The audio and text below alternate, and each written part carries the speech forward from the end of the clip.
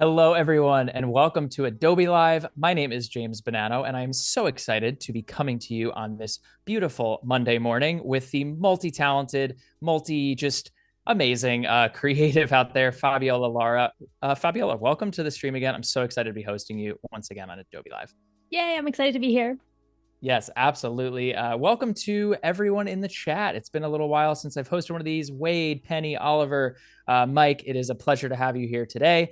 And before we get things started, Fabiola, I know you have a ton to go over today, which I'm very, very excited about. I just want to let everyone know. Thanks for joining us here on Adobe Live. Make sure to join the Adobe Live community, subscribe to our YouTube channel, where you will see tons of tips and tricks and just lots of resources from amazing creators around the world that are here on Adobe Live. And follow us on Instagram on Adobe Live for the latest streams, updates, and more. With that being said, Fabiola, for those that do not know your work, do not know who you are, maybe you want to just give us a little context into your professional life and what you're going to be getting into today. Yes, thanks so much, James. So, my name is Fabiola Lara. I'm a Chilean American illustrator and podcaster and video editor, and I love creating just social content about my creative career. So, that's like one of my favorite things to do. And here is my portfolio, some of the clients I've worked with. I've made murals, I did the stickers for Instagram, and this is a comic for the LA Times that I did. So, this is just my work so you can get a sense of my style.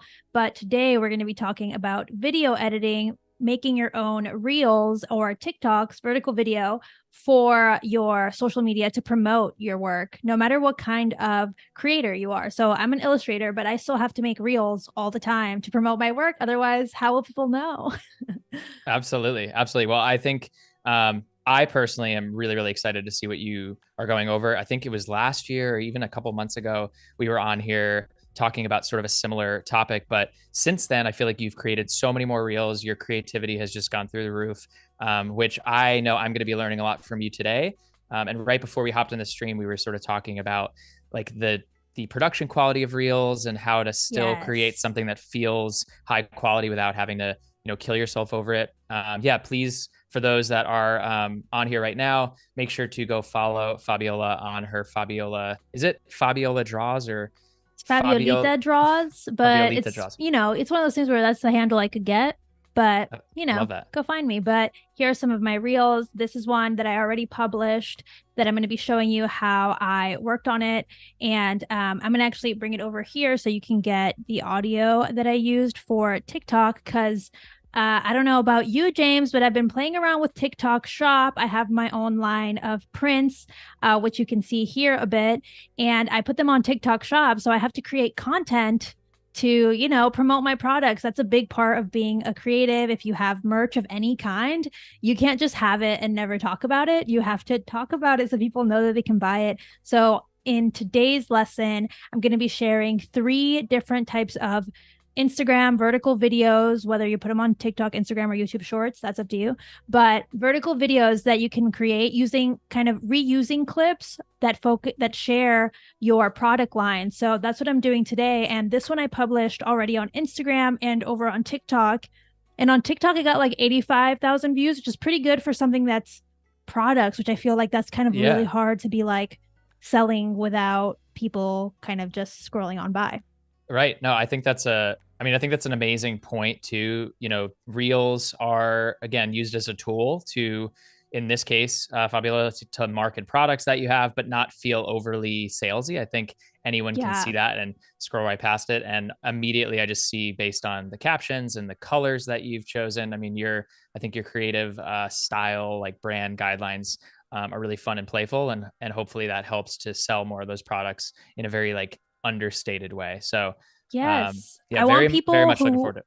right. I want people who want the kind of stuff that I'm into and the kind of stuff that I make to just find my work and then hopefully buy it. But I'm not going to like hit them over the head with my products because I feel like that can be kind of a turnoff, especially when we're all competing for the same attention and the same eyeballs. So there's a lot to factor in here. So today's video, I'm going to play it through this right here and give you a little sample just in case, you haven't already seen it over on my Instagram. It's Let's 40 check seconds. it. So Let's check it out. let's all try to focus for 40 seconds. It gets shorter and shorter. Get the popcorn Yes. quickly, and Yes. let's see what you've created for us. All right, here we go. I finally opened up my own print shop. Even though I always wanted to do this, I never knew where to begin. So this time I went back to my sketchbook and found these drawings from my trip to Paris earlier this year. And I was like, why don't I actually use these for something instead of letting them rot in my sketchbook? I started off by redrawing them so I could get cleaner scans and bringing them into Photoshop to clean them up. And after a few design iterations, changing layouts and colors and testing prints, I finally landed on 2 collections that I really, really love. One is more minimal with just hints of color, and another one is a pop collection where it's just tons of clashing colors, and I really, really love them. They're all so fun, and if you want 1 or maybe 4 for your home, you can now grab these over on my shop. I finally opened up my own. All right, so there's the gist of it. So this one is just like, splicing together clips from my process and putting a voiceover that's kind of compelling. I think, some people are intimidated to record a voiceover, but I think a lot of it is like scripting it out. So a lot of the times people forget that you can just like prepare what you're going to say. You don't just have to hit record and hope you say the right things. Right. Because that's really challenging. So I actually can show you here. I wrote, I think, a script in my notes.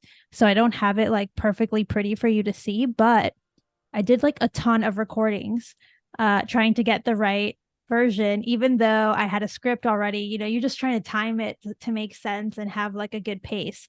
So I'm going to show you today how I assembled that from the beginning. And I like to have this Premiere Pro project. You can see here it's called 07 2023 July content Adobe. This is like the one I prepared for you guys it's extra tidy, but in reality I have one that's also just called 07 23 July content, and I just have sequences where I have all the different reels that I'm making for the month, because I tend to reuse clips. And I think if you have projects where you're not including a lot of different sequences, you might not reuse clips, and you're going to feel like you don't have enough footage. But don't be afraid. Don't be afraid to reuse stuff. That's a really good way of organizing that too.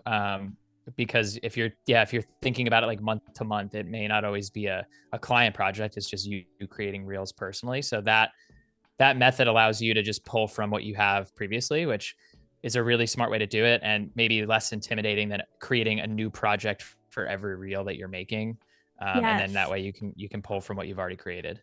Yeah, and sometimes like you're like, oh, I wish I had a clip where I like put this thing down, or I had this little shot or this different angle, and maybe you have it and you just don't remember because you film so much stuff with your phone versus with your camera. So having a place where you can dump it all is really good. If you look here, I have this sequences with everything, but then I also have the same labeled bins of footage. So then I'll just have like Paris footage. Like I didn't originally have this in here because it's my July content, but I airdropped it over and added it so that I could reference it, because it does play a big part in this product line. And I also have some other B-roll from July that doesn't fit neatly into one day of filming, but you may as well include it and have it be easy to reference. So that's kind of why I like to just kind of have so many folders, even though it kind of looks like a lot. It's pretty well organized. Oh, I give you kudos on that. Organization with doing more of these is going to be less intimidating than if you're all over the place. I think that's, just such a great way to start. And I actually had a question about the way that you have your whole program window laid out. Is that by design to make sure that you have the vertical video taking up more of the screen, since you're going to be making a reel, right? Yeah, so this is basically all of my video content is vertical because I'm going to put it on either YouTube Shorts or Instagram or TikTok. So I shoot a lot vertically. I do shoot a lot in 4K when I remember to switch my iPhone to 4K so that I can then maybe do something or add B-roll to a YouTube video or something. But if you go over to Window and then Workspaces and hit vertical, this is the default layout of the vertical workspace, and it's my favorite for editing vertical video because you have the full screen here. If I didn't do that, if I was using just the standard editing workspace, it would look like this. And then look how tiny this little window is. You can't even get a sense of scale or like really understand. If you put any little detail in there, you're gonna miss it. So having it in the vertical workspace is a lot better for that. And I really, really recommend it. And if your vertical workspace doesn't look like mine for whatever reason, you can always hit Window, Workspace, and then hit Reset to save layout. And that'll kind of pop it back to normal. Because sometimes you open Windows and then they kind of pop up and now you're lost. So save yourself any trouble by resetting to the vertical workspace. And you can also, just to chime in there as an additional method, and then I'm going to let you just get to it, Fabiola, you can save, save your layout. So let's say this vertical window looks good for someone on the stream, but you'd rather have, your bins or your footage somewhere else. You can just move things around as you see fit and then save that as this is my vertical 9:16 format. This is my 16:9 format, and just save that as a workspace and it'll pop up right there. Yeah. So if you end up customizing the workspace, like let's say you want, I think a good example would be if you want like another sequence up. Let's say you want to have 2 sequences. So I always I always forget how it initiates. Oh, like a way. One above, one below. Yeah. I know. I think maybe I have to. So to just open it, double click it, and then you just drag that down below it. So inside. Oh, there we go. Yes. Yeah. Okay. So right there. There you go. So let's say I want to have 2 sequences visible, one with like a ton of my clips or with one version of the edit. And then I want to have the second version of the edit, which I think I typically do like one version for TikTok and one version for YouTube Shorts, because YouTube Shorts is only a minute. You can have both here, and then you can go Window, Workspaces, save as new workspaces, like James said. And I could say vertical and then double sequence. And then every time I want 2 sequences, now I'll have it there versus just the vertical, which I changed. There we go. Nice little trick. All these time-saving things so that you can get to creating in the most efficient way possible. That's what they're here for. It's all about that. And I think a lot of the times, if you don't set that up from the beginning, if you don't get like a good workspace going, you will have a hard time editing or like just waste some time trying to figure it out. So take these pro tips from us and get the workspace all secured before you move on. Absolutely. All right. Okay. Let's get to work. Okay. So the first thing that I do is you're always going to want to review your clips, but I'm working in a space where you just have random clips. You've brought them all in to your footage folder, however you want, in a bin. And now I think more than thinking about the clips when you're a beginner, it's thinking about the story that you're trying to tell in this reel. So sometimes I prefer to start with my voiceover, because then I know what to edit to. And sometimes if you don't know what you're editing to, it's going to feel really random. And then people are going to swipe away when it feels random. So my recommendation is start with your narration. If you feel a little bit awkward about recording voiceover, pretend you're talking to your friend, pretend you're talking to a coworker on Zoom, like take a million takes. And usually, I don't know if you find it to be the case for you, James, but usually my first voiceover is like better than any of the other ones, because they get kind of like too robotic after a bit. Yeah. I think they get a little too rigid, and that's sort of the misconception. And one of the things I was going to give you some serious props on is like your voiceover, while it is scripted, sounds very playful, sounds on brand for you and your voice. And I think that's the most important thing that obviously you can remember when recording voiceovers. Don't feel so rigid, have some movement to it. Sometimes if I just sit down and record, I find that I'm not like energetic enough. So I may do some jumping jacks. I may like run around the room if I need that sort of level of energy. So do you almost like coach yourself of what you want it to come across as, and then you go from there. You absolutely have to. So my favorite method, and you're going to see here, I have 1,000,001 notes. I tend to just write like what I'm going to say, like a rough. So here's a different one that I did, and here's a very rough script of it. And then usually if I'm just like, I need to record this fast, I already have the footage, I'm just going to read off from my notes. But I want to show you here how I record. I prefer to record directly into Premiere Pro, because honestly, it kind of gets me started. Once I record in here, I'm like, oh, everything's easier. I just have to drag my clips in. If I record on my phone, which I recommend you do if you don't have like a mic for your computer, Recording on your phone is amazing. It's really high quality. But what happens to me is that it's just like one more thing I have to send over to my computer and drag in. And it kind of like is another barrier to getting just started on the edit.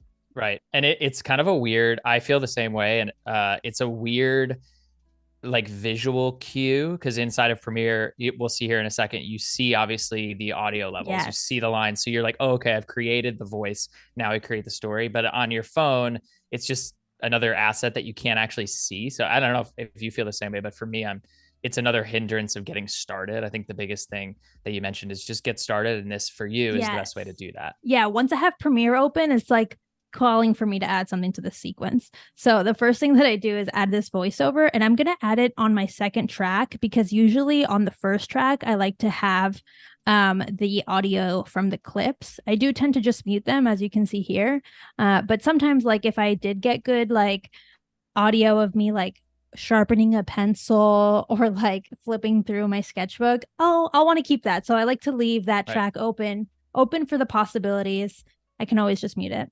So in order to start recording, there's a few things that I like to check before I get started. So I go over to Premiere, Preferences, Audio Hardware, and you want to make sure that your inputs are correct. I'm not going to mess with them now because we're live, but you can see here that my microphone is there. So that's working. And then if you also go over to the audio preferences, you want to make sure you have this selected, the mute input during timeline recording. If you don't have that selected, you're going to hear your recording as you're recording it. And so you have like double voice in your head plus your own thoughts. So it's pretty distracting, and you're going to be like, I never want to record in here again. So if you're hearing that, it's probably because you don't have the setting selected. So I just always like to remind people in case they've never recorded in Premiere before, that will automatically be unselected and you'll have a hard time. I'm so glad that you pointed that out because for the longest time I was just like muting my keyboard and just muting my speaker because I heard that and I didn't even know that there was a button to just turn that off forever. Because otherwise you want to be able to hear yourself talking into the mic, but you don't want to hear the recording itself because now you're thrown off. So once that's selected, there is already this little cute little button here, voice over record, and all you have to do is click that. And you start getting this countdown here. And then it starts recording everything that I'm saying, which right now it's recording what I'm saying to James and to all of you. But then as soon as you hit the space button on your keyboard, it will stop. And now we have this recording. Let's play it back.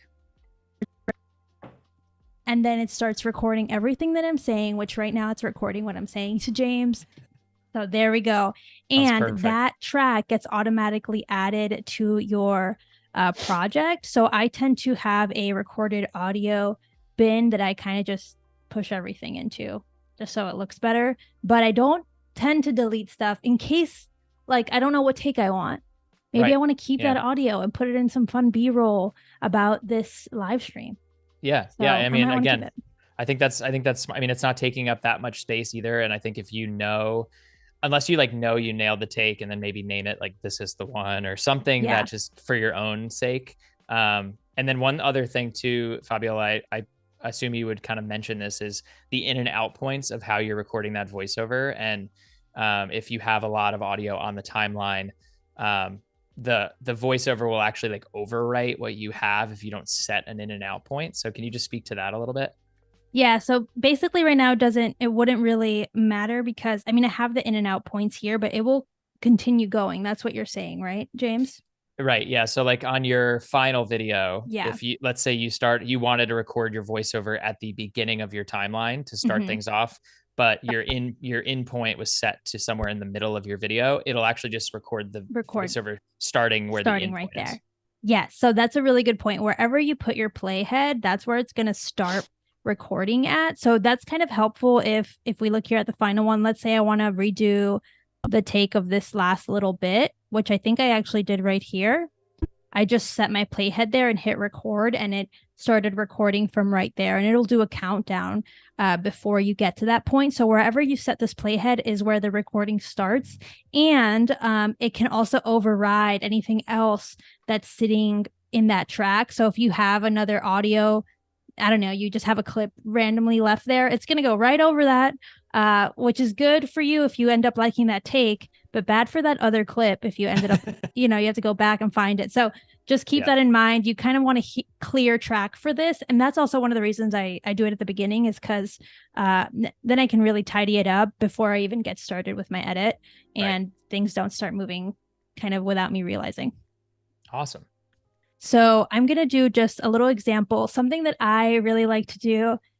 I do one take and then I do a second take where I'm smiling, and I force myself to smile. And I think if you smile, you have better energy when you record. Because if I was just like, I'm doing an example here. I finally launched my first print collection. I didn't know where to start, but then I looked at my sketchbook and yada, yada, yada. It sounds a little bit, we're going to compare it. I'm going to do another little sample here with me smiling. And it makes you laugh when you smile. So because you feel really silly while you do it. Yeah. Yeah. Oh, no. Oh, that's a good example. That's what you were talking about? Okay. Yeah, Opt X. Yeah. That's why. Okay. Let's try it. Let's try it now. There we go. I finally launched my first print collection. I didn't know where to start, but I decided to take a look over at my sketchbook. So already you can probably tell by just the height of all these things, but I'm already a lot more peppier just by changing the attitude I had. So I'm going to play like a little bit of the end and the beginning of the other one so you can hear the difference. I didn't know where to start, but then I looked at my sketchbook and yada, yada, yada. I finally launched my first print collection. So that one just sounds more friendly. And I think, even though they're not going to see me recording with a smile on my face, it comes through in the recording. So that's a really good little trick. Record how you would naturally, and then do another version where you're smiling, because it's going to have kind of a friendlier energy to it. Even if you don't try much. You don't have to try much. It just kind of happens. That's a really good tip. I think another tip that is almost like a final tip after you've recorded everything that you feel is good. And this is something that I've tried to get feedback on, like share the voiceover with someone that's close to you, whether it's a spouse or a friend or a family member, and see how they receive it. Because in the past, I've recorded voiceover that I thought sounded really energetic, but it actually sounded monotone to someone who knew me. And they're like, oh, this doesn't really sound like you. It sounds like you're bored or something like that. And so if you can take feedback and criticism, which is an important part of the process. That's a key part. If you can handle the feedback. Yeah, it's important. Yeah. And I think they can tell what you usually sound like when you're telling a good story. So they'll know if you sound like true to yourself or if you sound a little scripted. And it does take some practice. So don't be hard on yourself, but it does help to do all those different takes and try and get the right one. So once I have a take that I really like, which here you can tell in the actual editing, I took probably two different parts of the script, and I just cut them. And the great thing here is you can actually, even though we don't have any clips, we can go over to the text editor and go into the transcript and see and edit the transcript using the text-based editing. I kind of really like to do it at this stage because it's not going to cut any of my clips because I don't have any clips. So I'm kind of getting that baseline narration, kind of the storyline really tight before I add those clips in, which there's nothing wrong with doing it with adding the clips and then doing text-based editing. But if you really wanted one clip, it might get deleted.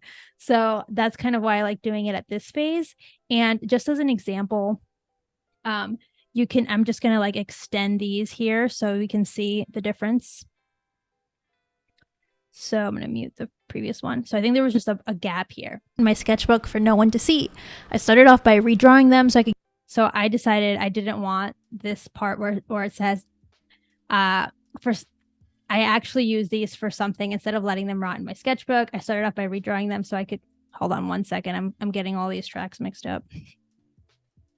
I'm not sure if that's what. Don't I actually use these for something instead of letting them rot in my? Yeah. There you go. So I'm going to drag it out just to. So the cool thing is in text-based editing, I could just decide, maybe I don't want to mention this. Maybe it's like excess information or not that interesting. And I can just highlight and delete it because I threw that other track underneath. It's also affecting that previous track, but disregard that. I just wanted to show you how text-based editing works. And I just ended up taking 2 parts of 2 different edits and just editing them down, or maybe just removing some of the pauses in between, because sometimes when you're reading a script, you pause for air, and you need to remove that. And you can actually see it over here. I muted it, so once it's muted, it says no dialogue found, which I find really adorable. Okay, here we go, because it's just like smart. But here, if you see these 3 dots, there's 0.3 seconds. And you know what? Having extra seconds, unless you really need to show like a visual right there, it's not really necessary. So the cool thing is we can just highlight that ellipses and remove it by clicking delete. And now it's gone. And now it ends perfectly when I stop speaking on my shop. I finally opened up. So there you go. So I really love the text-based editor for this. And I do tend to do a few takes where I don't necessarily go off script, James, but I kind of like hit the topics on my script in my own conversational way. And sometimes maybe I need to just delete it. Maybe I went a little too long. It adds 10 seconds and we're pressed for time here, guys. You want to cut it down. Yeah. Well, and I think you have the loop playback on as well. And I think that's a point that for attention and for you keeping the attention of, your audience, it goes right into the intro again. So it's almost a loop that the audience doesn't even realize they're in. And if they're interested in your video, which they obviously should be, it's a really great way to just clip that little microsecond at the end. And we can use the technology and the tools of text-based editing. It's super powerful. It really is. And it's something that really is. Yeah. And I think like one thing that I tend to do too, like this is only 40 seconds, so it's totally fine. But sometimes I'll have a version that's like a minute long that has a few extra seconds. I mean, a few extra seconds of me speaking or just few extra details. I usually just like duplicate it and then I use the text-based editor to remove parts. So let's say here, I could probably remove, let's see. So this time I went back to my sketchbook and found these drawings from my trip to Paris earlier this year. And I was like, why don't I actually use these for something instead of letting them rot in my sketchbook? Let's say I want to delete that because the story goes on even if I don't say that. Right. So now I've changed it and I've cut probably like 5 seconds off, but let's hear.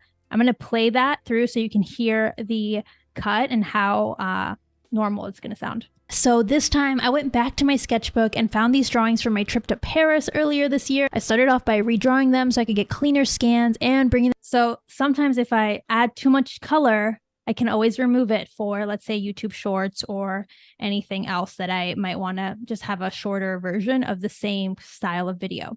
So once I have the voiceover in a good place, the next thing that I like to do is pop over to my footage. So here I have my sequences, which houses all the different sequences that I'm showing you right now.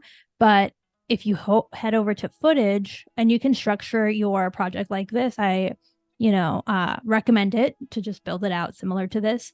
But I have here a launch poster footage. So this is all the footage I took while creating this poster set. Out of curiosity, Fabiola, just for those that are watching, are you shooting all this on a DSLR, on a mirrorless camera, on your phone, just so everyone can kind of get a sense of production quality? Yeah, so I shoot a lot on a mirrorless camera. I think, what is it called? Sony ZV-E10. I forget the name because Sony has so many ZVs and Es. They do. I didn't want to mess it up. So I shoot in 4K a lot. Hold on, I can't mute this, can I? I don't know. So I'm just so this is in my 4K camera with a 11 millimeter lens, which is pretty wide, and I'm in a small room, so this kind of helps capture everything while still giving space to what I'm doing so it doesn't look super up close. So I tend to shoot a lot on that. So this is all on that. And then I do also shoot just on my phone, and then I just bring those clips in because honestly, on Instagram, on TikTok, on YouTube, having great production is going to help you. But if you happen to capture a clip not in 4K, it's going to be totally fine. You will survive. And it's kind of better to have the clip that you want versus not including it because it's not 4K. Yeah. So yeah. Well, there's I agree with you. I think there's purists out there that are used to only be, if it's not from a professional camera, I'm not posting it online. And I think Right. we have certainly changed that opinion and that sort of mindset, because story again is the most important part. So whether you shoot it on an iPhone, whether you shoot on a GoPro, whatever it is that you have at your disposal, use that to tell the best story. And I think that's what you've done here. Yeah, and I try to shoot. If I start the day shooting on my camera, I'm going to try and, capture everything I can there. But it happens that maybe on the weekend or another day, I capture some footage that actually would help my story. And I'm not going to just exclude it because it's not the same exact settings, Right. Especially when we're talking about social media, where a lot of the videos that go viral, they're like all 1080. So you're fine. Yeah. Yeah. Don't worry. Don't worry too much. So I bring everything in and I try and keep everything organized by the date or like the occasion. So this was my launch poster footage. And I also have here, you can see day 1 of posters. So this is one day that I was working on the posters and I just like captured a bunch of stuff and I have it in there. I don't even think I ended up using it, but it's available, or I did use that. So, it's helpful to just include as much as you can, and whether or not you use it, who's to say? You don't know yet. What I like to do too, when I'm about to start adding the cuts to go along with my footage, is I tend to create a new sequence, or I just duplicate the one I have. So let's find it. I have a lot of stuff, guys, so give me 1 second. Okay. It is in here. It's example 1. So what I would do is I'm going to duplicate the exact one I'm on, just to be very clear with you guys. But I'm going to rename it. I'm going to name it all clips. Boom. I'm going to open it up and I'm going to stack it like we talked about before, James. And I'm going to just delete what's in here because it's irrelevant. I just did it to get a quick sequence. And I'm going to go back to my footage and just grab all the footage that I think I might need to look at for this, which is definitely going to be all the footage from my launch poster footage folder. So I'm just going to hit Shift and select all of that footage and just drag it into my sequence. It's all different settings. So that's how I live. That's how I live my life. It's those are my morals. They don't have to be yours. Okay.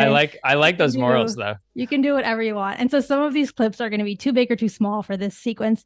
Just so you guys know, the sequence settings that I'm working on right now are sequence settings 1080 by 1920, because that's how I end up exporting everything. Because if you're working on vertical videos for social media, you need to export them at that scale anyway, because if you export them higher, they're just going to get compressed and be heavy files and look just not as good as they could. So you end up having to edit in 1080 anyway. But if you have larger footage, if you have 4K footage, it's going to look really good in 1080. So there you go. Now I have some 4K footage in here, which is probably going to look extremely close up like that. So all I'm going to do is like try and find that 4K footage, which I think is anything that has this C on it from how my camera names things. I'm going to go into effect controls and hit scale and type in 50. And now it's at the scale that I actually want it at. I'm going to right click that clip. I'm going to say copy. And I'm going to select all the C clips, which now I'm just guessing are all of them, but we could find out otherwise. And then I'm going to hit I'm going to hit right click, paste attributes, motion, because that's the only thing I changed. Had I changed other things, you wouldn't want to do this, but just changing the scale. So that's totally fine. I'm going to hit OK. And now all my 4K footage is the right dimensions, the right scale, except this wasn't 4K. It's probably my iPhone. So here I would undo it. I would just say, never mind. And then we're fine. So that's kind of what you do. I wish there was a never mind button in there. I mean, like that's basically what that is, but it should be just called the never mind button. Yeah. If you want to be smart, you would separate your footage by camera, and then you wouldn't have to have this, but I kind of separate it by day and dump it all together. Comes down to how tidy you want to be. Yeah. It's all preference at a certain point. Like it's fun to see too, like the method of how you want to rescale, because I know people who color grade that way and globally scale stuff down that way. I know people who use adjustment layers. Like there's You There's a can million do, ways. yeah, there's a million ways to do it inside of Premiere, and this is just one way. This is just kind of a way. Look, this, I don't even know what scale I even recorded that at. I had to blow it up at 150 using the front camera. So, you know, things get wild over here, but you can always change the scale on individual clips. Usually, I'm going to say that when you're editing vertical video, you don't tend to have that many clips where it's going to be that big of a hassle to scale them. And so I just kind of deal with it as I see the clip. But the first thing that I say here, I think, is here. I'm just going to play it instead of guessing what I said. I finally opened up my own print shop. Okay, so I'm going to stop there and I'm going to say I want a clip for that. So I'm going to add a marker, not there. I'm going to select the sequence, not the clip, and hit M. And now I have a little marker there, just so I know that that's where I want to add a clip and have it go to that, to fill that space. But you can also just tell in the audio sequence that I stopped talking there. So you don't really have to do it. Sometimes I don't add the marker, but I'm doing it for you guys so you have a visual understanding of what I'm doing. No, they are very, very helpful. They are helpful, especially when you kind of come back and you're like, what did I do? The markers kind of re-guide you. So I muted this while I scrub through. So now I'm going to look for like a clip where I'm showing off the prints. That way people understand like, oh, these are some new prints. And like this could be good, but that's only one print. So let me see. Oh, I have these.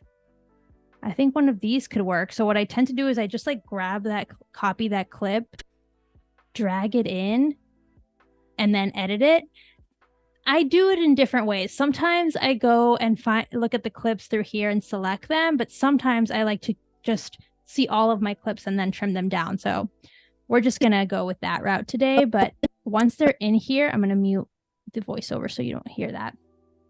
I kind of think maybe I should start with something like that. So I would just cut using the razor tool. So I just have a shortcut on my mouse, but if you hit the razor tool or C on your keyboard, you have this razor, you can trim. And then I'm going to go a little further, maybe here, do another trim. And I'm going to delete the excess. And now I'm going to drag it over to the beginning of my sequence. It's a little bigger than I needed it. So maybe I'll trim it even further to kind of just the action point. So here, and then I go like that. Maybe I'll just see what it looks like if I end it right there. That kind of works fine. So I'm just going to hit razor and clip, delete the excess. So now if I play it with the voiceover, I finally opened up my own print shop. So that kind of works to showcase that. Okay. I think in the final one, I used a different clip, but I'm just showing you this is the process that I go through. I look at all my clips and then decide which ones I'm going to use. And it would probably be better if I used a 4K clip. So I'm going to see if I have that, but it doesn't really. I have to say, I mean, I only got a little glimpse at the prints. The prints are really cool, by the way. They're very bright, which, you know, kind of works well for social media. So absolutely, that's a bonus. This is actually a photo, so never mind. So I go through and I kind of just do that. So in the next part, let's see what I'm talking about. And then I look for a clip that matches that. Even though I always wanted to do this, I never knew where to begin. Okay, I never knew where to begin. So I'm talking about just the start, the ideas for my poster, where I even got the inspo. So I'm going to go through, I'm going to show you a different way that I select clips. I just kind of go through here and look at my footage and try and see, that's my dog. That's her hard at work. Oh yeah, very hard at work. Very stressed. What a stressful life. She, you know, she has to deal with me and my indecisions. So it's not an easy life. So I go through here and I'm looking and I don't see anything there that's talking about my sketchbook, but maybe I have some other footage. I have footage, I think, here from another thing I recorded. Let's see. And I think I have some good sketchbook footage here. So this is what's cool, is that this is from a whole other TikTok and reel that I recorded, but I know I captured something about my sketchbook in here in one of these clips. Here we go. We're getting close. There we go. That's what I get for not naming anything. But you can tell here that I'm ruffling through my sketchbook, and that would be a good clip. Now I already have it selected, so I'm just going to show you in case you're not familiar with selecting clips. So what you do is once you double click the footage that you want to look into and select a clip from, because that's just the whole piece of footage, the whole thing that you recorded. Maybe you only need 2 seconds, and that's technically usually what happens when you're recording for Instagram. So I'm going to try and find the beginning of where I flip this. I think it's here. You can see my AC. You can hear my box AC going. Okay, so I'm going to hit in, and then I'm going to play it through where I think would be a good out point. So actually, I think the better in point. Now I'm using just the keyboard back and forward keys, to go frame by frame. So I'm going to hit in there. So I'm actually changing my mind. And then I'm going to hit the space key to play it. So kind of there, I think before I flip it back, I'm going to hit O. And now I have this part of the clip, this section of the clip selected. I never know like the name of the selection. Yeah, I think that's right. I mean, I think people understand. Yeah, people get it. Yeah, and from here, I just click and drag just from the image and drag it over to my sequence. And that's how I would insert it there. Alternatively, if you just want the video, I'm going to delete this. If you just want the video and not the audio, because as you heard, the audio has my AC in the background. I don't really need all that huffing. So I'm just going to select here where there's this little film icon, drag video only. And now I'm just bringing in the video, no audio. And you can also just bring in the audio. Say you do only want that audio, you could just bring in the audio. So those are just 2 different ways. So sometimes I go through here and sometimes I use a second sequence with all my clips to make my selections. It's kind of mood based. Yeah, it's almost like, I mean, for you too, I'm curious as an illustrator, creative on the side outside of video before getting into video. It's an interesting like visual style and visual, I guess, workflow for you because you're so used to more like tactile sketching and drawing. So I think for having this sort of layout helps you to like pull pieces from somewhere else and almost it kind of feels like collaging together the video as opposed to having like a set rigid plan for it. Right. And I think in the beginning it's easy to just do like 1 clip per section. But as you develop your skills, like I may actually have 3 clips in the beginning that all have me showing off the print collection. Cool. But I actually think that happens with this portion. I have various angles of my sketchbook that I include in this section because it just makes it a little bit more interesting. So we're gonna what's it called? Jump ahead in time travel in the future and go ahead and pretend here, not pretend, but I'm just going to make all the selections so you can see how I actually ended up adding all those cuts. So here is all my selections using that same method I just shared with you. I'm going to cross this sequence out. So we have more space. So these are the selections I ended up making that go along with my narration. And you can see I just grabbed footage from all these different bins that I have and kind of tried to make it match the narration. I think that's one of the easier ways to get started with voiceover is to just match what you're saying with what you're seeing. There are ways I know you can get way more poetic with it, but I think in the beginning, it's kind of if you're just getting started, that's kind of one easy way to make it all feel cohesive. Well, and I think it also, as if you're, just getting into doing this, or if you're, starting to build more reels, it's a really good learning way to like hone your craft as an editor and as a filmmaker, because I'm sure, Fabiola, for you, since you started, have seen a huge jump and progression in what you create, because you now know, oh, well, this type of clip doesn't work with this voiceover, or, like you're learning as you're going to, and it's an important part of the process. Yeah, exactly. And I also think like when you're just getting started, maybe your voiceover is slower. So you want to have slower clips. And then as your voiceover gets faster, because you're like, I want to just add as much information as I can in 40 or 30 seconds, your clips get faster and you're going to get pickier with what you select and curate to put into your clip. So I'm going to play this through so you can see what it sounds like just with audio and visuals. There's nothing else but audio and visuals. And I think you could stop here if you wanted to. If you just are getting started, you could stop here. But you shouldn't, because there's more I'm going to show you. I finally opened up my own print shop. Even though I always wanted to do this, I never knew where to begin. So this time I went back to my sketchbook and found these drawings from my trip to Paris earlier this year. And I was like, why don't I actually use these for something instead of letting them rot in my sketchbook? I started off by redrawing them so I could get cleaner scans and bringing them into Photoshop to clean them up. And after a few design iterations, changing layouts and colors and testing prints, I finally landed on two collections that I really, really love. One is more minimal with just hints of color, and another one is a pop collection where it's just tons of clashing colors, and I really, really love them. They're all so fun, and if you want one or maybe four for your home, you can now grab these over on my shop. So you can see like basically everything that I said I showed, and some of the timing may have been a little off, but that's just because some clips were longer, some clips were shorter, and I wanted to kind of still get the gist in there. And I think when you're starting doing this kind of editing, you don't have to have it match word for word, as long as kind of in that part of the video you're matching up with what it's saying. So when I said, I'm going to mute so you don't hear this playback, but I think when I said I was scanning, I think, you know, maybe I said it early or a little late or something like that, but it's totally fine because when you watch the video, it still all times out pretty evenly. And I think another important thing is like here, when I was getting started working, I didn't know what to match up with that clip. So I thought, hey, why don't I just show like that I'm in my studio working? So let me just play this little section so you guys can see like how it's not as literal as some of the other parts of the video.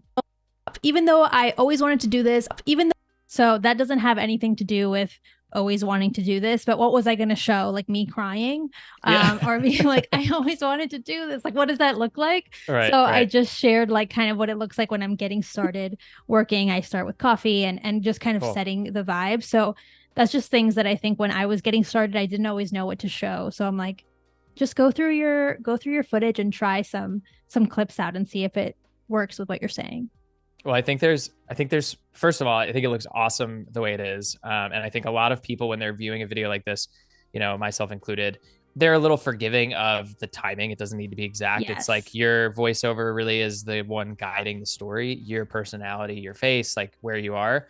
I think one thing you do really well that I have to mention is like your space that you mentioned, you know, shooting with that 11mm lens allows you the width to show your studio. And for people that are interested in buying your prints, seeing where you work, seeing where the sauce is made, if you will, and creating it is just as much a part of that story as the print themselves. So you want to like set, you want to like set the scene. And I think that's what I do try to deliberately do, is be like, welcome to my space. And this is where all of this happens. Because if you just show a product just in the shop, it's really not that interesting. But if you told me a story of like where this was manufactured, the people who are behind it, that's going to be way more compelling than just the product. The people always are more compelling than the products. So I try to center myself in the product as opposed to just centering like the quality of the print itself or something that's not as compelling. You can still do it, it's just not as powerful. So whenever you can, tell the story of your product and your merch and stuff like that. I love that. So that's what I tried to do with this video. But one of the things I like to do too is add music, and you can edit to music, which I'm going to show you in another one if we get to it. But in this one, it was so much about the storytelling that the music is just kind of like a little bit of a vibe in the background. And you can choose to export something without music and add the music in the platform. Totally good. In my case, I feel like YouTube Shorts music is like kind of odd. So I tend to put my own music, and I like to use Epidemic Sound. There's an Epidemic Sound. What's it called? Plugin? No, it's built in. Built in. Yeah. So you can actually get Epidemic Sound right through Adobe Premiere Pro if you want. I have a subscription, so I like to go on there and see what they curate for me, and I've brought some in here to share with you guys. So this is the one I ended up using here that is by Sarah the Instrumentalist, and it's I'm Good on That, and it's just kind of like it's a vibe, a chill vibe. That's kind of the mood for my stuff. I'm already, me narrating is like kind of jarring, so we're trying to put it a little bit more calm. So I bring that in, I just select and drag it in, and it's obviously way too long because like artists don't make music that's 40 seconds long, though maybe they should. not just yet, for not this. yet. Yeah, not yet. But this is I mean, this is 2 minutes, so it's still pretty short. But what I like to do when I'm just editing for reels, because you don't have to be like a expert audio engineer for this kind of stuff, but you could be if you wanted to be. There's enough here in Premiere Pro built in to do some basic audio editing. So right now I muted everything else just to not be distracting, but here's the music just to play through my, I'm scared it's going to be loud. I'm not going to play it. Hold on. I'm going to make it less loud. Yeah, that was a smart move. Because I don't have it. Okay. So this is the audio track mixer. It affects all the audio in the track. And I'm going to do it to -10 so that it's just less loud on playback. But you wouldn't have to do this yourself. This is just for our live stream because I don't want to blow your ears out. Okay, let me play it for you.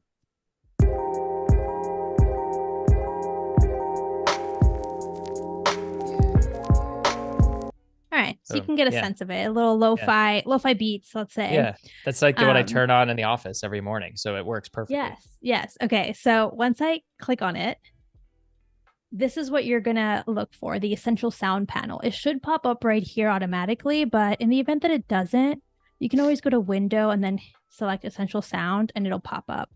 This is music, so you're gonna tag this the audio type music. Then you can go to preset and hit balance background music, and it's automatically going to make it sound just softer and be kind of underneath any of your narration. So let me play that now so you can compare.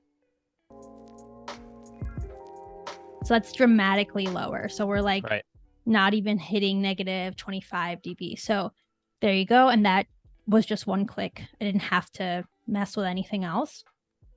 But the other thing I like to do, which James, I'm sure you're just as obsessed with this tool as I am, but you select duration right here and then hit remix. And now you can set the target duration. So my ideal duration, according to my narration, is about 41 seconds. So that very short. That was some poetry. I didn't know we were spitting some rhymes on Adobe Live. It's just like the lo-fi beats are like in me. Yeah, right. I just feel like the spirit of the lo-fi beat. Okay, so I'm gonna write 41 seconds. And now it says clip analysis. Premiere Pro is looking at my clip, analyzing and remixed it. And now it's a lot shorter. So it decided that it was better at 45 seconds. I can live with that. I think that that's totally fine because if you look at it, this is just the fade out. So that's totally good with me. And I'm going to zoom in here so you can get a better glimpse of what's going on. Everywhere that you see this little arrow, let's say, this arrow cut, is where Premiere decided to cut and stitch that remix together to make it shorter. So we went from 2 minutes and 41 seconds, I believe, to 45. I'm going to put my playhead right here so we can hear where it cut it and you can see how good of a job it does.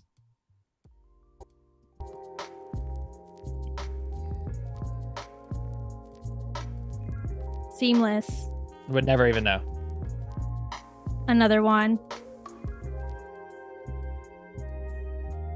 So it's perfect. I love to do that. And then it really helps because sometimes a song like that, it's 40 seconds and the intro lasts 40 seconds and then it's like too slow overall. So I like to do the remixing so that we get to kind of the good parts quicker and I don't have to manually do that and try and figure it out because I'm not that good at that. Well, it's again, it's like a time-saving thing that I have just still, I love this tool for either going into the essential sound and doing it this way or actually using like the remix tool along your toolbar on the left hand side and like manually dragging it to whatever time you need. But either way, because in this case, like your voiceover is the main driver, you are the main driver. The music is there to set the vibe, but the music is not your star of the show. Not So at all. it can be hidden underneath everything else, and it's just there as a part of the dish. It's not the main course. So I think Show me that remix tool. Oh, it's right here. yeah, so you go to the bottom, and then if you actually Remix click tool. that and you drag the end of it, just drag it till whenever you need it. And then it'll, Boom. That's yeah, so fast. That yeah, reduces already so many clicks. I tend to do it the other way because I'm already going to do the balanced background music. right. But this is so helpful. That's awesome. So just another tip here from James. If you hit, usually it looks like, I think this. Yeah, I think it's But like if, where the ripple edit is or the rolling yeah, edit is. It's just the last just tool. click and hold, and then the remix tool is right there. Honestly, I should set a shortcut for that because that'd be really handy. Yeah. Either way, very cool tool. I every time I like either teach this or someone else goes over it, I just kick myself for all the hours I spent cutting audio up when I started editing years ago, and like having to find the little points that Find where it makes sense. seemed like they transitioned well Uh, enough. And yeah, it was always tough. I feel sorry for you Yeah, I feel for all sorry for that time, myself too. for all that time lost, you know? And I Yeah. think we'll keep feeling that way as new AI powered tools come into Premiere Pro, like text based editing and the Oh yeah. when audio transcription came, I was like, what have I been doing? Oh my gosh, take me Yeah. back. Give me my time back. Absolutely. So at least we're Absolutely. living in the future now, so it's all good. Once I usually have that done, I'm good. That's like basically all I do to my music. Because we're kind of going a little bit over time and I wanted to show you three things. I'm going to leave it at that and show you a little bit of what I do over on the color editing side, which is it's minimal, you guys. It's when I say it's minimal, but I do it because I think it adds a vibe to my own videos. And I mean, everyone has a different philosophy on this, but I am team you want to color correct and color edit more for Instagram than for anybody else, like TikTok and YouTube Shorts. Maybe YouTube Shorts still that would work well, but TikTok, I think if you color edit too much and color grade too much, people can tell and they just like go away, they just slip away. So I Right. keep my color editing and my all of that very minimal, but I'm going to show you what I do just so if you want to get started with it, you can. So here I have this bin called adjustment layer, and you're like, what is that? But I'm going to just show you exactly how I do this. So I hit new item, adjustment layer, 1080 by 1920 sounds fabulous. I hit OK, and now I have this adjustment layer here. I tend to rename it like color edit, or I don't tend to, which is why you see it in here. But you should. And then I drag it in and I place it, and it seems like absolutely nothing happened. And that's because I haven't made any changes to the color edit. So then I go into Lumetri color, which is already right here. And if you don't see it, just go into window and make sure you have it opened up. And I just make some tweaks. And the thing is, when you make any edits to the color on this adjustment layer, it's going to affect everything below it. That's kind of handy to quickly edit everything at once. Yeah. But there could be clips that maybe don't need it. Like these clips are outdoor clips. Those are totally different than say these, but we're going to just see what happens. That's kind of my approach to color grading is play with it and see what happens. I like that approach to sort of life in general. Like it seems like you're a little loose with it, which is a good thing, especially with being a creative, editor, designer. Like you can't be so rigid. You got to let it flow a little bit. Yes. Which you could be rigid, but you might kind of slow yourself down. Yeah. Yeah. Especially when for me, I was pretty new. I just started video editing, let's say 2 years ago, maybe 2.5 years ago. And so, well, I'm going to correct that. I've been editing for longer, but I wasn't paying as much attention. So now I'm paying more attention and I feel like, okay, I still need to play with it and just see how I like it. And there's a million different Adobe Live tutorials that can take you further on color grading and color editing. So feel free to watch those if you're more interested in that subject. But something I generally try to do is just boost the exposure a little bit, not too much, because I don't want to blow out all the clips.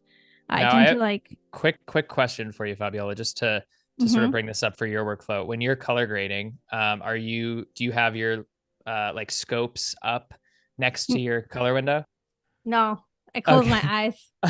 I close my eyes, and you could have your scopes up, but I just don't because I feel like it adds. I just don't want to get too in the weeds with it. At the Got it. end of the day, it's a 40-second video. Sure. Sure. So you could, but I just don't. I kind of just prioritize like if it's warm, if it the saturation of the colors look good because I'm like a color person, and the temperature, and that's it. Another thing that I sometimes do, which I'm going to create another adjustment layer for just so you can see. I'm going to name this LUT.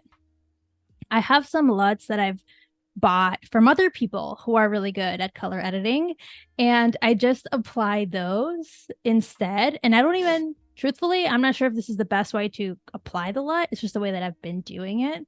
So, don't judge me too hard, James, here. I just go to browse. No judgment. Then We're all doing things a little bit differently. But we all do things our own way, but I'm going to see. let's It's see. in my Dropbox. My Dropbox disappeared on me. Hold on. Where are you, Dropbox? Somewhere in here. Okay. I have in some chaotic order these LUTs. I think I got these from Moment, and Nice. I just press open, but I put them in this, and then it looks really crazy because this is like extreme. So I just kind of lower them to like 15, and that kind of does a little something.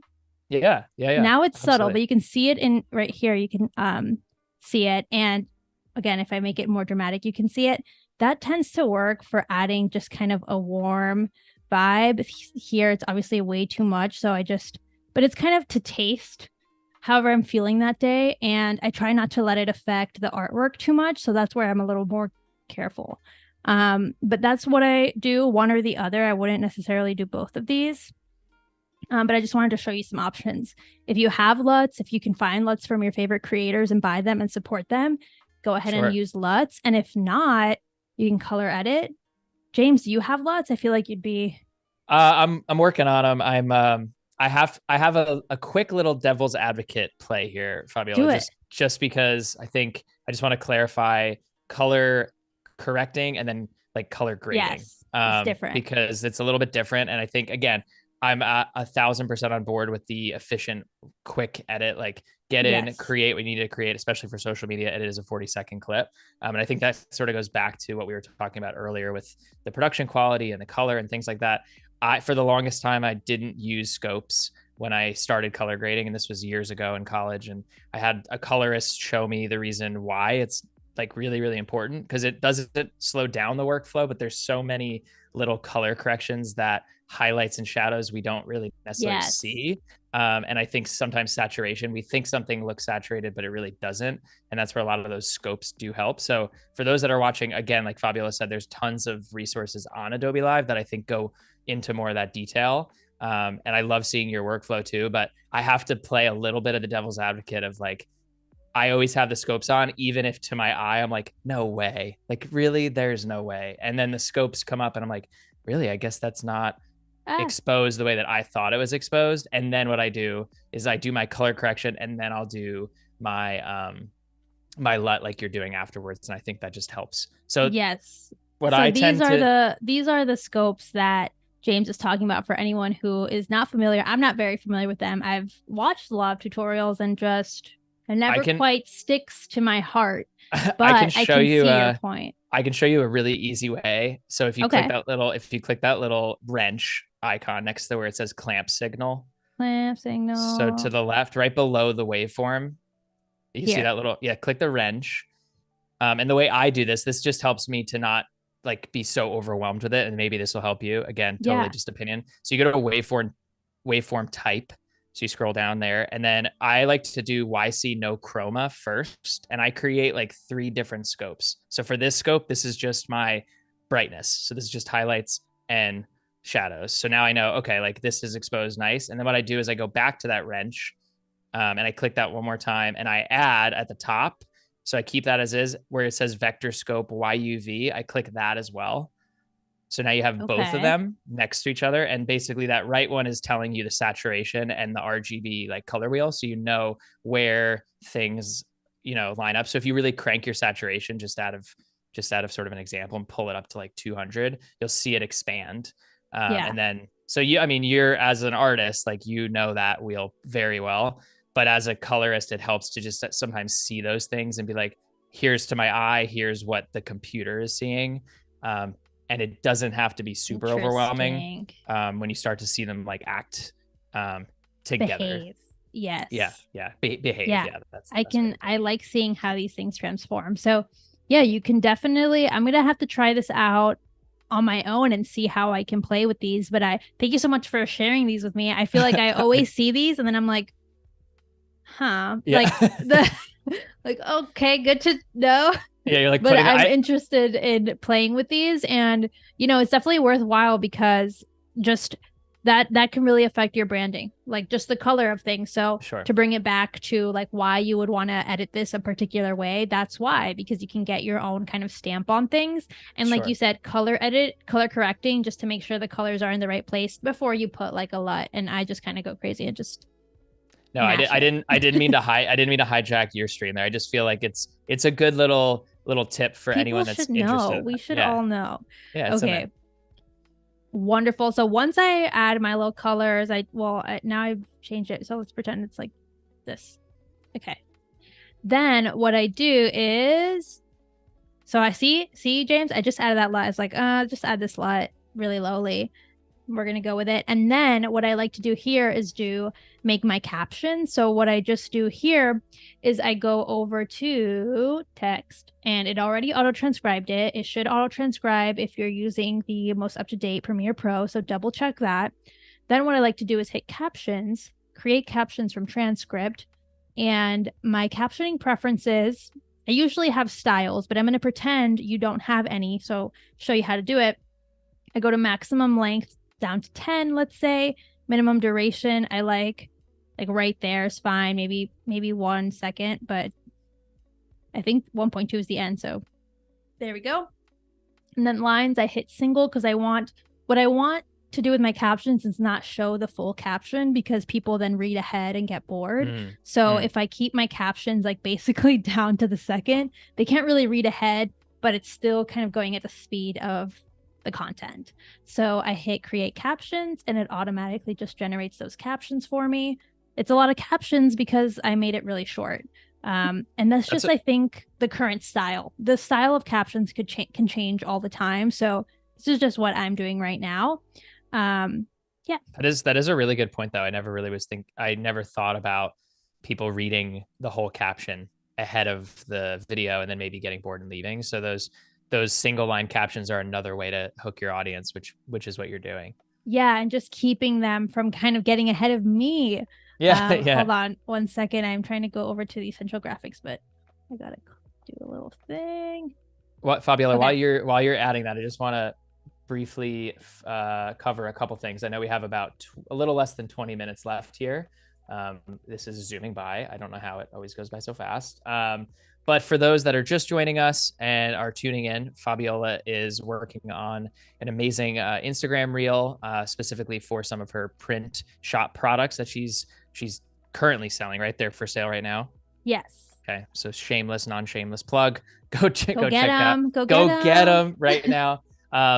And if you are joining us and you would like to nominate either yourself or someone that you know to be a guest on Adobe Live, we are always looking for amazing creatives. So submit your recommendations for creatives in the tab on Behance, which you can find right here on Behance if you're watching. And I guess, yeah, let's get back to the show. Again, we have about 20 minutes left. I'll keep you in check. I think we're a little less than 20 minutes now. And yes, I will let you continue. I do have one question from the chat here. Reginald, I know it took a while to get to text, but we are there. Wade had a question. It looks like over on YouTube. How did you get the color edit when you typed it in? Wait. I'm not sure exactly what you mean by that, but if you can't find the color stuff, you can just hit window and then go to Lumetri color. Make sure Lumetri color is selected. Like this. Yeah, it's selected right here. So that should pop up. If it's like grayed out like this, it's because you're not selecting anything it can edit. So if you hit a clip, now you're able to edit just that clip. And if you apply an adjustment layer, you can edit the adjustment layer, which affects everything below it. So that's how I got it. And you can also access the Lumetri scopes right from there. But let's get back to the text editing before we get too carried away here. All I did once you have those captions generated is you want to hit the essential graphics, select a caption, and you have all these effects and edits that you can do to your fonts and to your type. I just selected Helvetica Bold, put it at font size 85. You can type 100, you can type 85. The new thing I'm trying out, which again, this is all preference, is to have my captions in the center. I think people, that's where their eyes go and they don't even notice that they're in the middle of the video. So I'm just trying that out for now. And I'm using yellow, which are part of my brand colors. And I have it just in the center here. If you select anywhere in this zone, it adjusts them. I don't recommend going that high or that low when we're talking about social media, but you can adjust here to just dragging the other controls. And once you have it in a good place, all I do is hit this push to track or style, and it applies it to all captions in the track.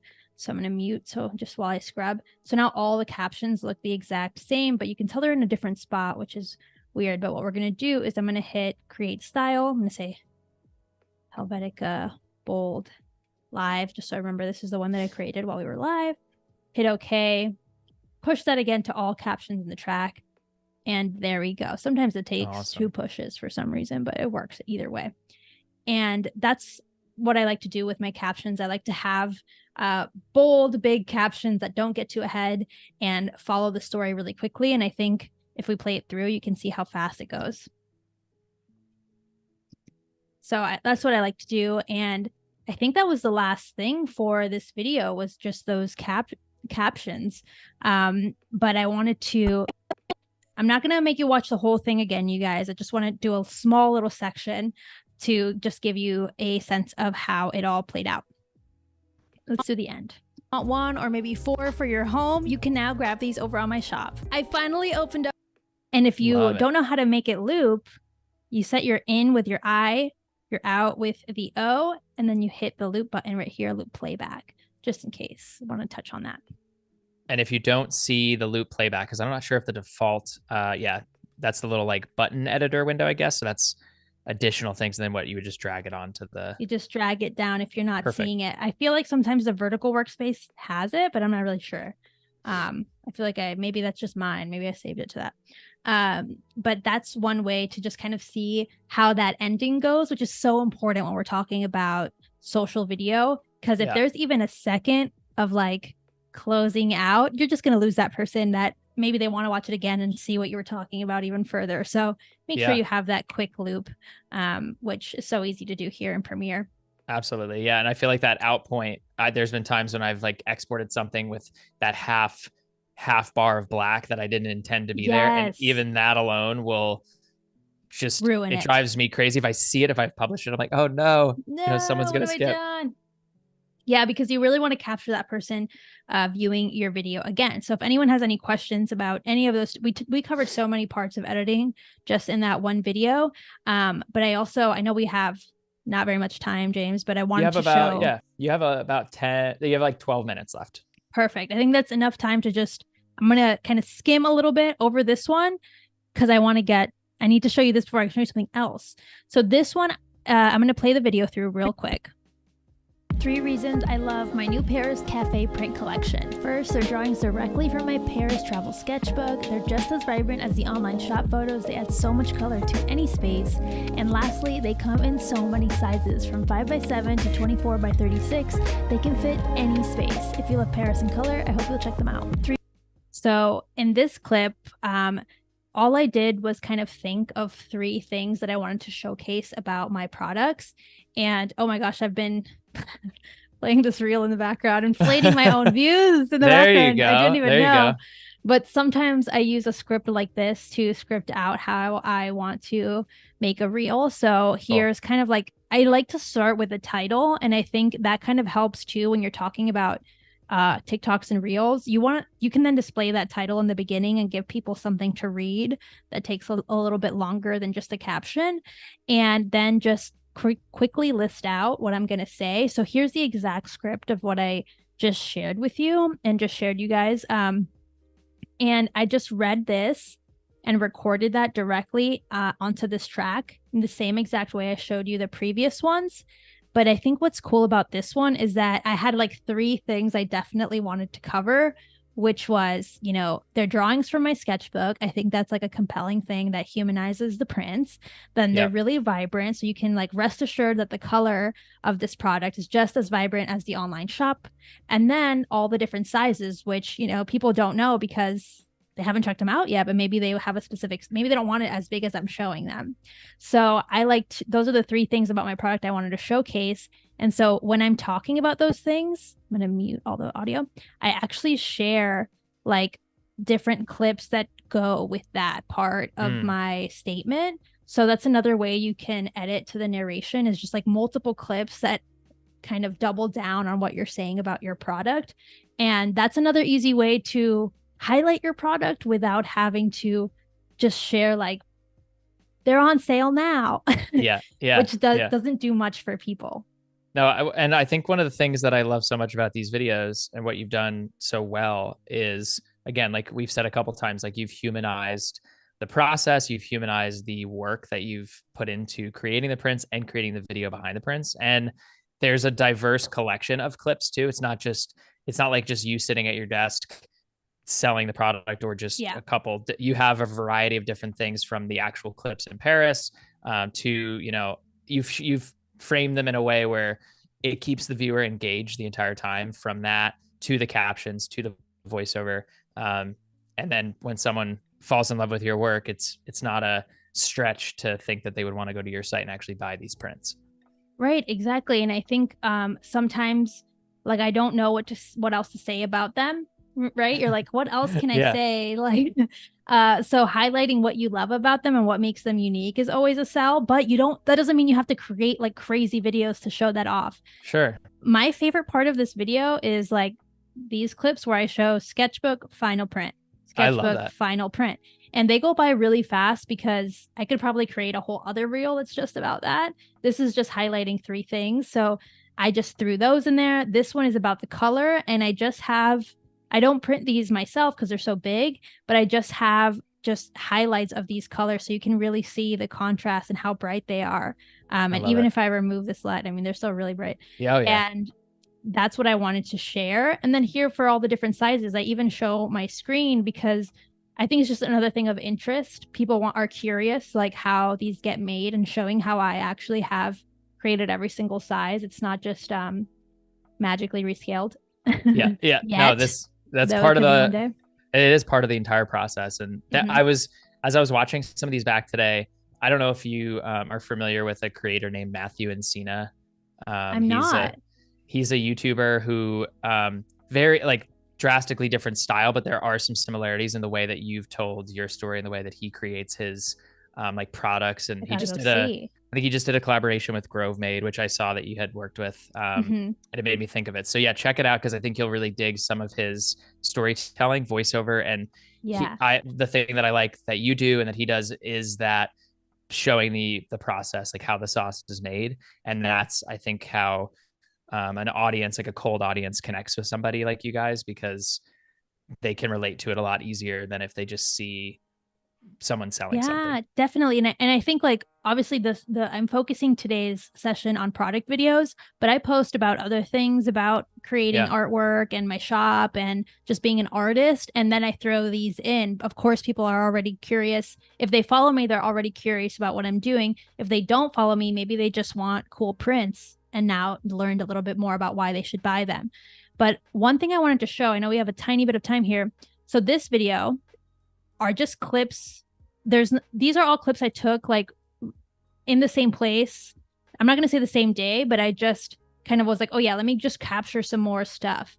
But I didn't take these to a new location or do anything crazy. This is all in this room. Here are the prints. And I just decided to take more shots, and then assemble this with a new voiceover.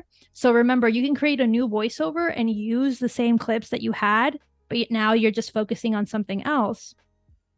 And then what you can even do here, which we didn't get to, I took some clips from this. I think it's you'll recognize the section.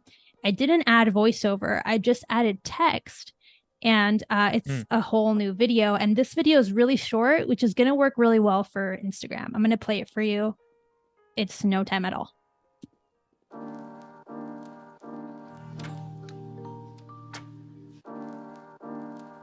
So I think for Instagram, where it's a little bit more aesthetic driven than storytelling driven, even though that does work, it's just, I think Instagram's always just going to be like vibes focused.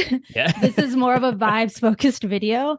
And so I just took a segment of this clip right here, this part. Yeah. And I added new music, which I remixed here. You can see from those lines. And James showed us how you can quickly remix with the remix tool. So you just cut that down and then just timed it with the markers to my ear, really, because I'm not like a super beat driven person. And now it's a whole new video. And the way that you add text, just for those curious here, I'm going to move this over so you can see. This is the video with no text. And all you do is you hit this text type tool. And then on your video, you just make a box.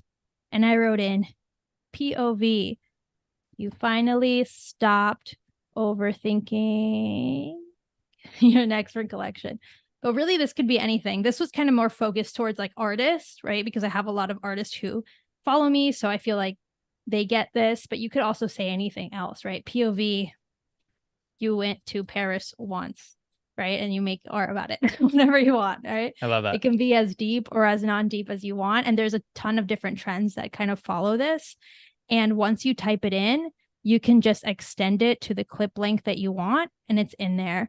And you can actually we could add some animations to it with effects. So if I go over to effects and hit video transitions and maybe like wipe is one of my favorites. I'm just going to drag it to the beginning and drag it to the end. I don't know if I would actually recommend this, but in terms of video playback for Instagram, but I just wanted to show you how you can quickly add some sort of animation here. Yeah, it's perfect. So that's, just another way, another example of like, you don't have to film a brand new video about your product every day to promote your product regularly. Just film a lot whenever you're filming and reuse those clips to different trends. So this is more of a beat driven video. And this is just, from Essential Sound, but you could also just use any kind of music that you're able to use.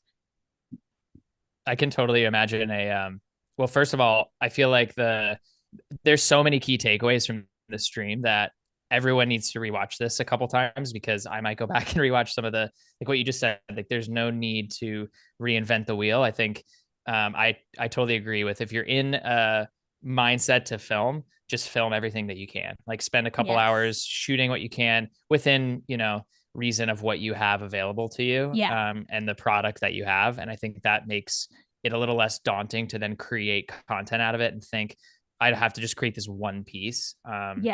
So yes, absolutely. Curious as to when you were in Paris and what this was inspired by, because I was there in March, and I didn't know if you were there around the same time. I was actually there in February, so not the first week of February, and I just was, sketching in my sketchbook, and then I kept thinking, I want to launch some prints. I really want to make some prints, but I was like, I don't know what to make it about. What am I, it was like really, really kind of overthinking the concept, which I think happens to a lot of creators, just trying to make a really grand concept. But then I went back to my sketchbook and I thought, I love these. Why don't I do something besides just leaving them be sketches? And I made a collection out of them that's available in like two different, these bright colors, and then I have like on cream colors, just in case not everyone likes so many bright colors like me. And that's kind of what inspired the collection. So I like sharing that, and that's why I have all those clips from Paris. But I think being able to have a project that has all of your clips in it and all this footage in it helps when you think about repurposing content, because otherwise you're going to forget previous clips that you took. Absolutely. Yeah.